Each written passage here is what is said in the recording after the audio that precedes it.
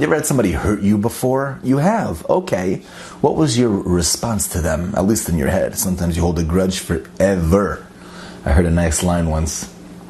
Holding a grudge is like lighting yourself on fire and hoping that the other guy dies of smoke inhalation.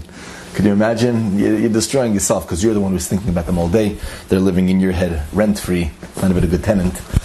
And we have to try as hard as we could. Now, again, we're human. It's very hard. It's not easy to, when people have hurt us, to really look at them and be like, oh, it's all good. No, that's not easy. It's hard, but it takes work. And we have to strive at least a little bit. But take a look at how our tzaddikim reacted to people who have hurt us. The editor of a journal had once slandered the Satmar Rav, Rabbi El Teilemam. I don't know exactly what the story was, but whatever it was, this editor had done it one time. It was obviously big news because people knew about it. And years later, or months later, he came to the Rebbe and he said, Rebbe, I'm marrying off my daughter. My daughter's engaged and I don't have money. And you're a Rebbe.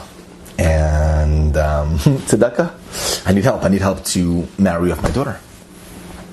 Get her a new job, no? Leave the editor job. But anyways, so the Rebbe went into the room, wherever he went, and he got a large sum of money. And he handed it over to this person who slandered him. Now again, you have to remember, we all know now what the news could do, what media could do, what it could control, the way we think, who we vote for. Literally, the media could take over. Newspapers and stuff like that. So I'm sure that it was a tremendous slander, whatever it was. And it was very painful. And yet the Rebbe gave him a large sum of money. So after he started walking out, somebody whispered, one of his gaboyim, and he's like, Rebbe, do you not know who that is? Do you not know who you just gave all that money to? He's like, of course I do. Of course I know who he is. He said, 1 second. He said, excuse me, Ruvain. Done. Let's just go with done. Done. Come back. And he gave him even more money. Oh. The Rebbe possessed the noble attribute of being ma'avir al midosav, really going beyond the call of duty.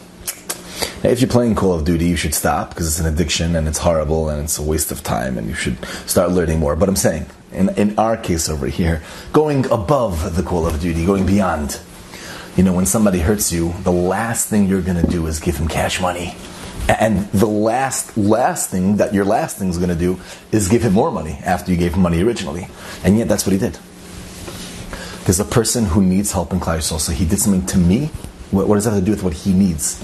What does that have to do with what he has a daughter who needs to be married off? Let's go. I have the funds, we're going to do this. Why should I personally get involved and be all, oh yeah, get out of my house, that you did to me? Now again, this is a tremendous level, and that's why these stories are told of our tzaddikim, and not the average man. Although you do have the story of the average Jew also. We are from a very, very tremendous nation. Don't ever underestimate Klal Yisrael. We're a very special people, really.